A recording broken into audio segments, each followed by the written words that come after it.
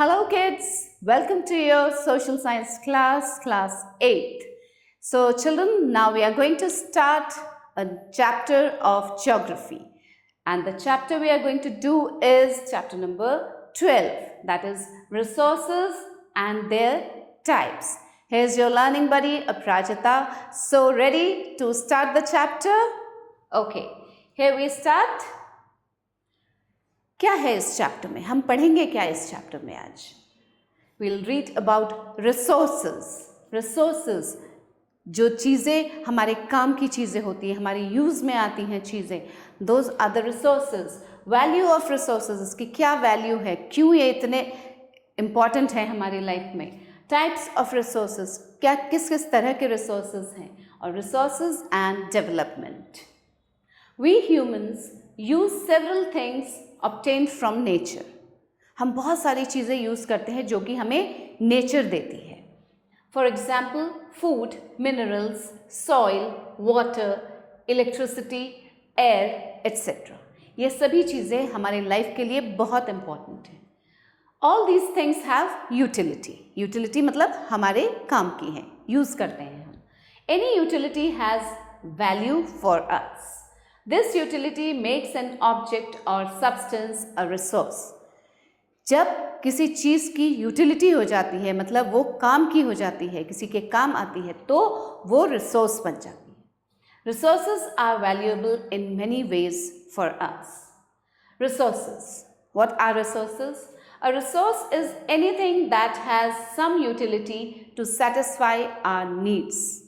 हमारी ज़रूरतों को पूरा करने के लिए जो चीज़ें काम की होती हैं उन्हें कहा जाता है रिसोर्स. वो बन जाते हैं resources. A thing can be called a resource when it has utility and has some economic value.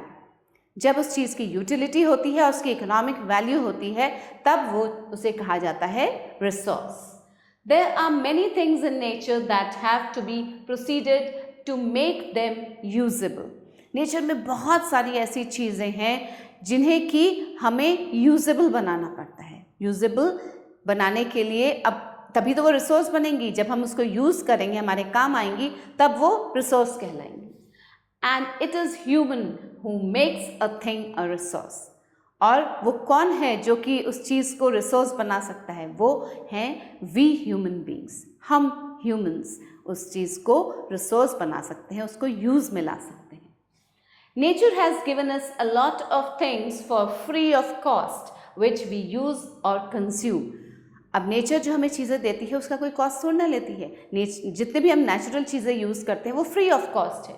They are water, air, soil, fruits, vegetables etcetera. These are all free of cost. All of these are resources because they have some utility to us. These are the gifts from nature to us. ये सभी चीज़ें हमें nature से gift के तौर पर मिली हैं.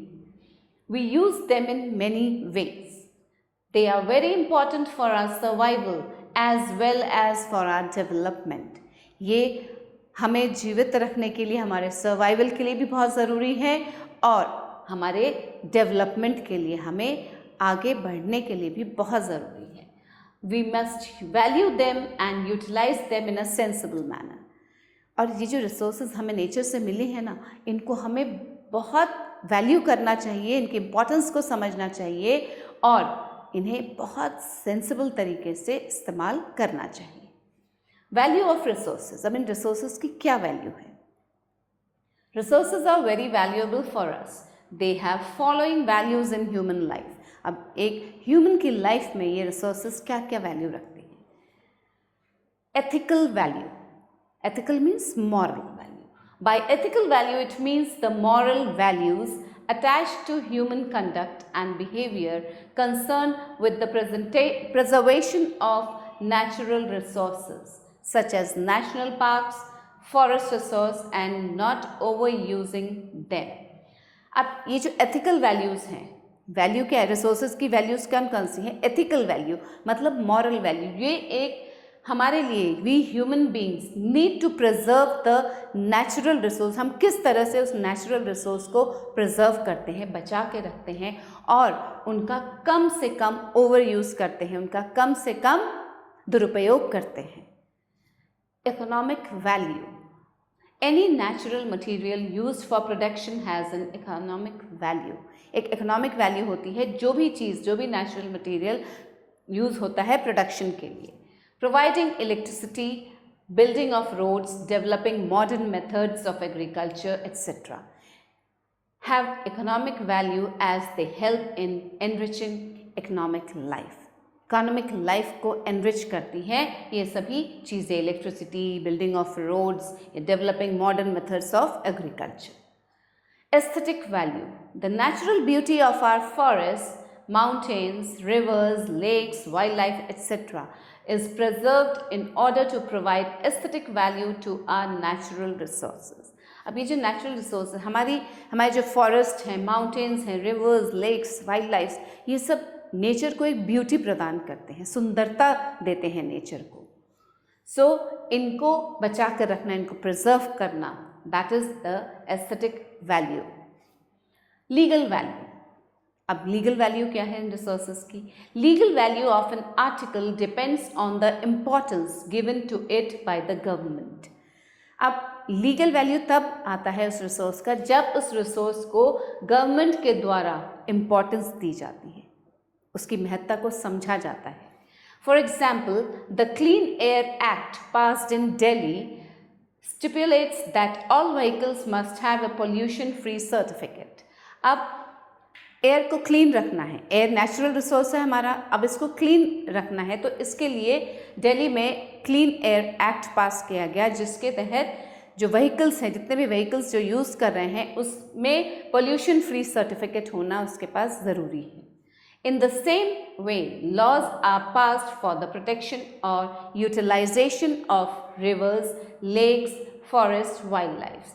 ऐसे ही रिवर्स, लेक्स, फॉरेस्ट और वाइल्ड लाइफ को भी प्रोटेक्ट करने के लिए लॉ पास किया गया है। So this is the legal value of our resources. Now fact to know, Agenda 21 is the declaration signed by world leaders in 1992 at the United Nations Conference on Environment and Development, UNCED, which took place at Rio de Janeiro, Brazil. It aims at achieving global sustainable development. अब Agenda 21 जो था वो है declaration, एक declaration sign किया गया था, सारे वर्ल्ड लीडर्स ने साइन किया था 1992 में। कहाँ? United nation conference on environment and development में, जो कि रियो डी जेनेरियो में हुआ था, और वहाँ उसका एम क्या था? अचीव करना ग्लोबल सस्टेनेबल डेवलपमेंट अचीव करना। Now time in technology, human needs are not alike at all places and at all times. सभी ह्यूमन बींग्स की जो नीड्स होते हैं, जो ज़रूरतें हैं, वो एक जैसी नहीं होती हर जगह पे। Human needs natural environment and development in social, cultural and technological aspects. For example, early man was not able to use most of the resources. जो अर्ली मैन था उसको रिसोर्सेज के बारे, नेचुरल रिसोर्सेज के बारे में कुछ भी नहीं पता था, but with time he learn to use them and those things became a resource. और धीरे धीरे टाइम के साथ साथ उसने इन रिसोर्सेज की वैल्यू को समझा और उसको यूज़ करना आया कि किस तरह से इन नेचुरल रिसोर्सेज को यूज़ करना है। Coal and mineral oil have been present below the surface of the earth since time immemorial. अब ये जो कोल एंड मिनरल ऑयल है, ये धरती के नीचे, सर्फेस ऑफ द अर्थ, बहुत लंबे, बहुत टाइम से ये अवेलेबल है, वहाँ पे है, but they became a resource only when man develop technology to use them. लेकिन वो रिसोर्स कब बने? पहले से तो वो थे ही धरती के सर्फेस के नीचे, अर्थ सर्फेस के नीचे, लेकिन किसी को पता नहीं था इसके बारे में।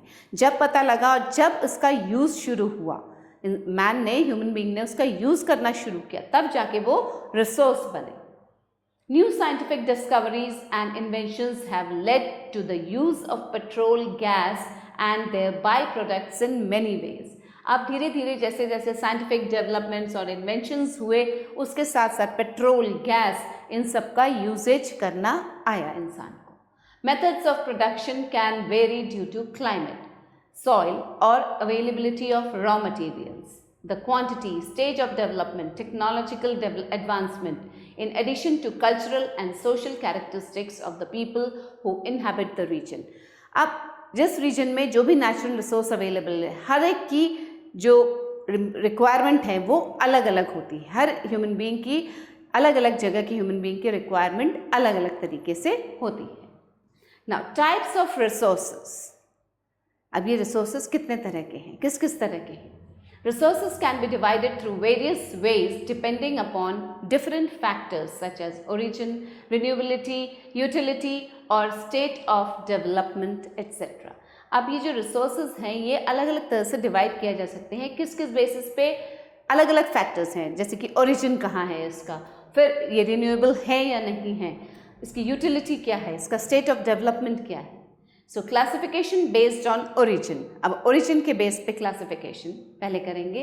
On the basis of origin, resources can be divided into 3 major groups. अब origin के basis पे resources को 3 groups में divide किया गया है. First is natural resources. Resources which we have received from the nature are natural resources. These include land, water, soil, vegetation, animals, minerals, air, etc. अब इन रिसोर्सेज, ये जो नेचुरल रिसोर्सेज हैं जो हमें नेचर से मिली हैं, इसके अंदर क्या कौन कौन सी चीज़ें आती हैं? Land, water, soil, vegetation, animals और minerals. Now the human resources. Humans are the most essential resource. हम ह्यूमन्स भी एक बहुत एसेंशियल, बहुत ज़रूरी रिसोर्स हैं. Human resources include abilities, both physical and mental, and quantity. अब human resource में क्या क्या आता है? Physical और mental ability, fine, and quantity. It is only human beings who are capable of transforming the available materials into valuable resources. अब किसी भी चीज़ को जो नेचर ने हमें प्रोवाइड की है उसको रिसोर्स कैसे बनाना है वो ह्यूमन बीइंग ही कर सकता है. For example, coal has been present in the earth, but it was made a resource when man developed the methods of utilizing it for different purpose. Coal सालों साल, millions of years से वो earth में present है, जो कोयला जिसे कहते हैं, लेकिन उसको रिसोर्स किसने बनाया? मैन ने बनाया. जब वो यूज़ करने लगा इन चीज़ों में, कोल का यूज़ करना आया उसको, तब जाके ये कोल जो है वो एक रिसोर्स बना. Man-made resources. Human beings have created many things out of natural resources. अब human beings ही हैं जिन्होंने कि natural resources से बहुत सारी चीज़ें बनाई, such as buildings, machines, vehicles, synthetic materials, etc. These form a part of man-made resources. अब ये जो buildings बनाई, किसने, कौन बनाता है buildings? Humans make the buildings, machines, vehicles, इन सब चीज़ों को नेचुरल रिसोर्सेज से ही इंसान ने ये सब चीज़ें बनाई. It is necessary to seek the inter related contribution of these 3 resources in order to make a great nation great and prosperous. अब ये बहुत ज़रूरी है कि इनका इंटर रिलेशन हो, इंटर रिलेटेड कॉन्ट्रीब्यूशन हो इन तीनों रिसोर्सेज का, नेचुरल, ह्यूमन और मैन मेड रिसोर्सेज का. Now classification based on renewability. ये तो ओरिजिन के बेसिस पे क्लासिफिकेशन था. अब हम पढ़ेंगे रिन्यूएबिलिटी के बेसिस पे क्लासिफिकेशन कैसे कर सकते हैं रिसोर्सेज का. On this basis the resources can be classified as renewable and non renewable resources. 2 तरह से इसका क्लासिफिकेशन होता है on the basis of renewability. First is renewable resources. The renewable resources can be renewed or replenished in a relatively small time. अब जो renewable resource है उसको renew किया जा सकता है. Renew means दोबारा से उसको renew करके replenish किया जा सकता है उसको, और renew किया जा सकता है. They can be used without endangering their future use. उसको बिना नुकसान पहुँचाए वो फिर से यूज़ किया जा सकता है उसका. The only care has to be taken that the rate of their consumption should not exceed the rate of renewability. जो rate of consumption है वो rate of renewability से ज़्यादा नहीं होना चाहिए. Now non-renewable resources. Some resources get exhausted after use, such as minerals. कुछ resources ऐसे होते हैं जिनका दोबारा से यूज़ नहीं किया जा सकता, वो ख़त्म हो जाते हैं, exhaust हो जाते हैं एक बार यूज़ करने से. These are known as non-renewable resources. These are available on the earth in a limited quantity. ये बहुत कम quantity, limited quantity में available हैं earth पे. So care has to be exercised in their use. तो इसका जो use है बहुत carefully करना होता है. Now fact to know, coal and petroleum are examples of non-recyclable resources. ये जो coal और petroleum है, ये कैसे resource हैं? ये हैं non-recyclable resource. So this coal and petroleum, ये दोनों किस तरह के रिसोर्स हैं? Non recyclable resources. Now biotic resources.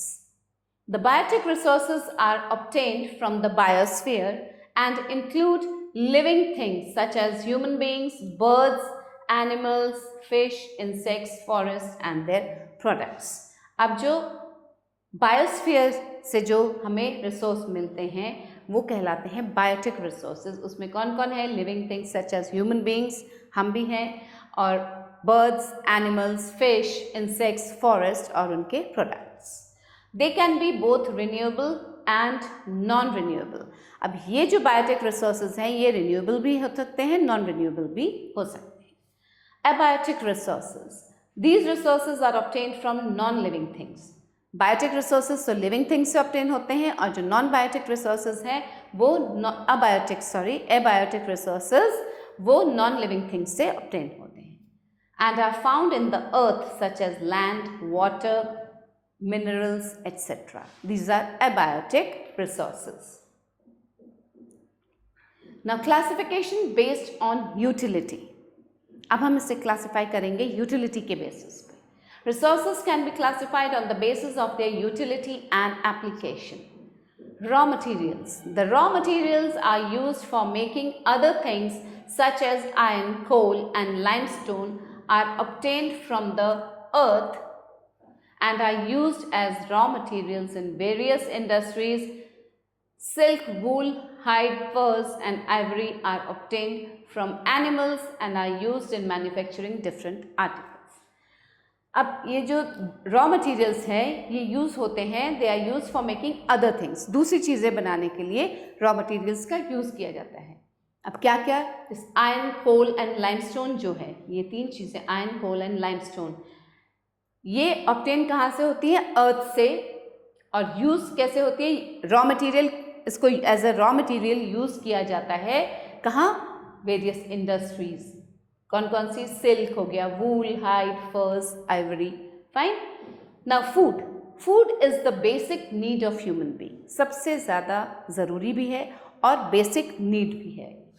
Food is obtained from plants and animals. Plants और एनिमल्स से हमें फूड मिलता है such as cereals, pulses, vegetables, fruits, beverages, milk, dairy products etcetera. Now energy. Energy is the basis of all type of agricultural and industrial development. ये जो energy है ये basis है किस टाइप का? हर तरह के एग्रीकल्चरल और इंडस्ट्रियल डेवलपमेंट का. It is required in all the sectors of economy. Economy के सभी सेक्टर्स में ये एनर्जी की ज़रूरत होती है. Now classification based on stage of development. Depending upon the stage of development, resources can be classified as actual or potential resources.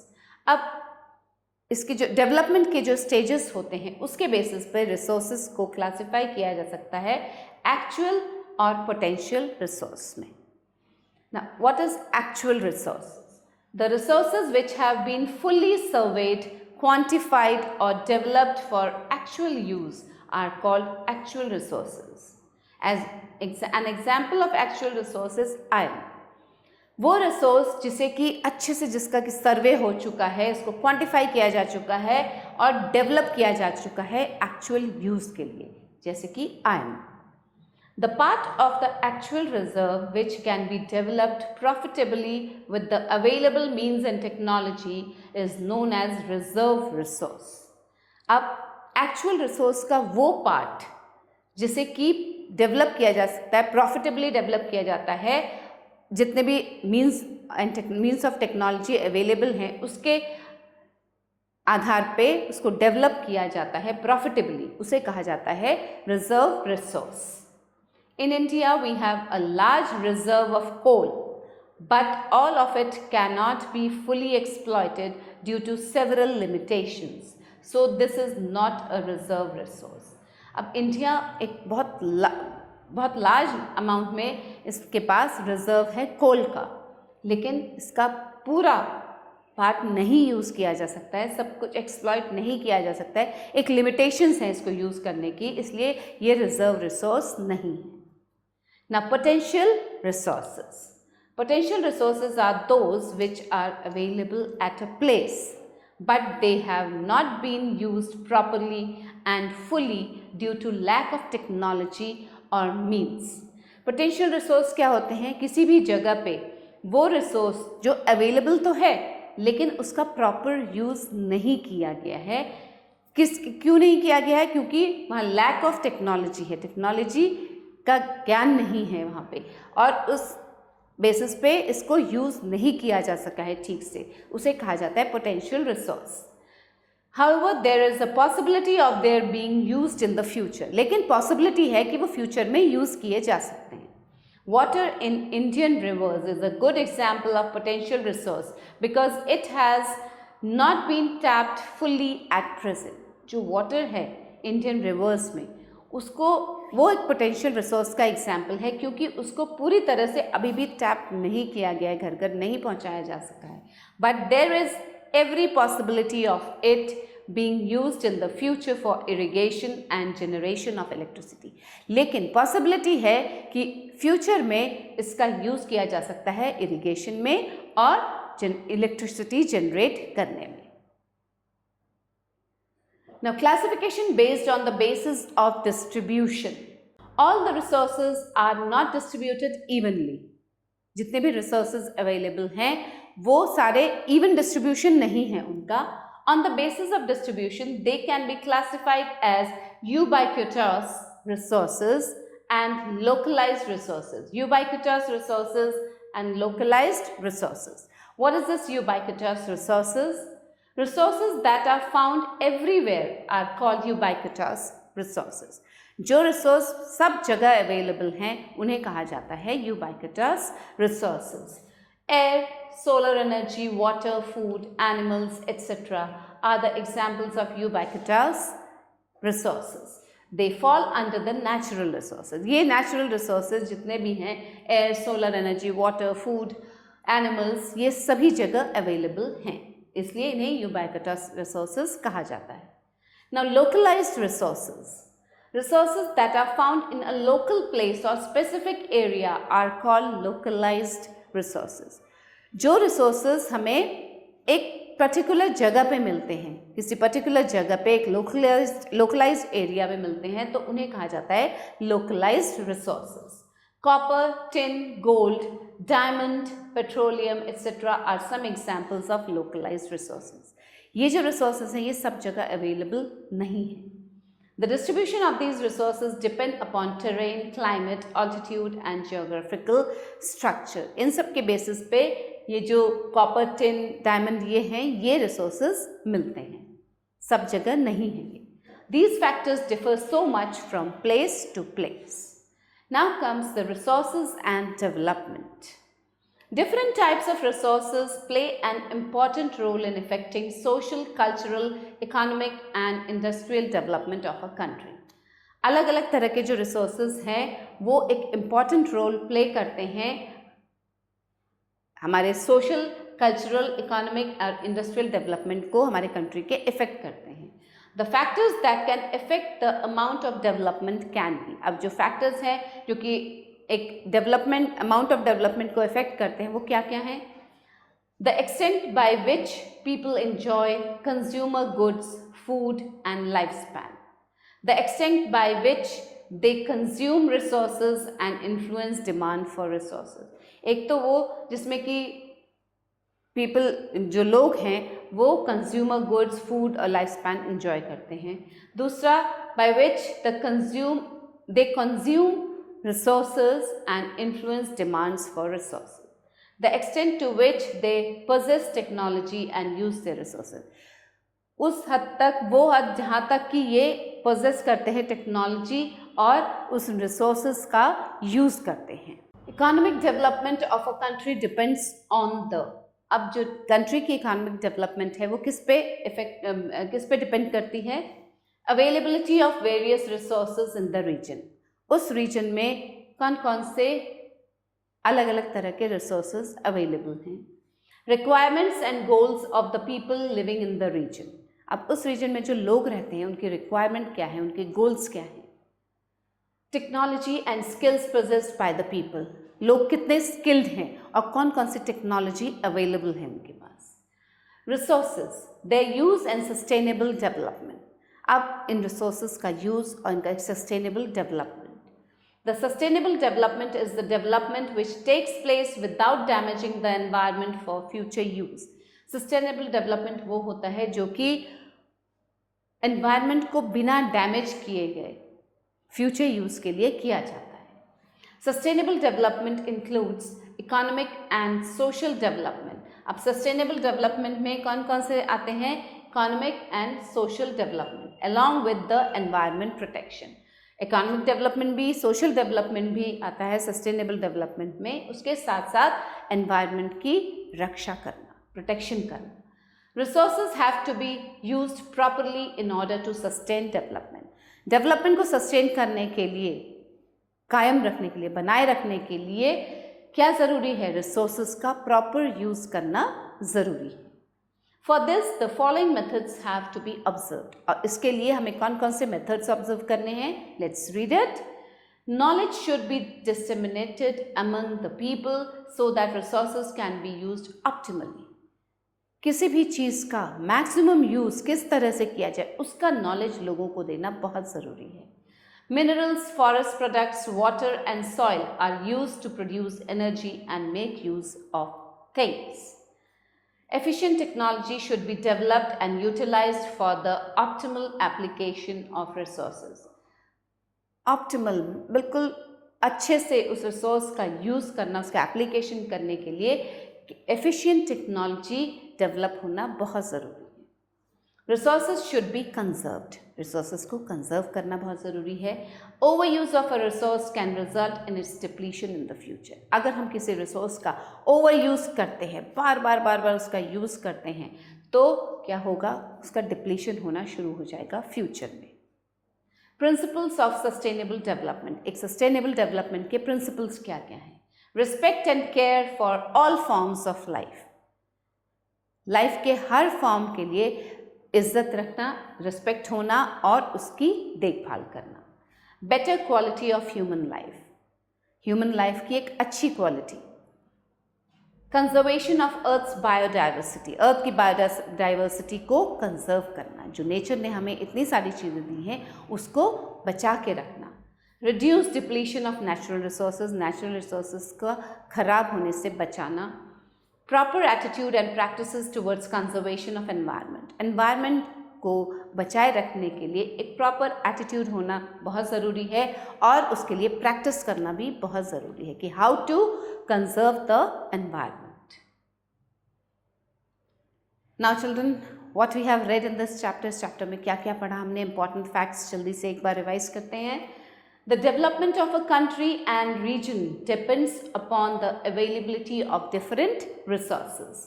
Different values attached to a resource can be classified as legal, aesthetic, ethical and economic.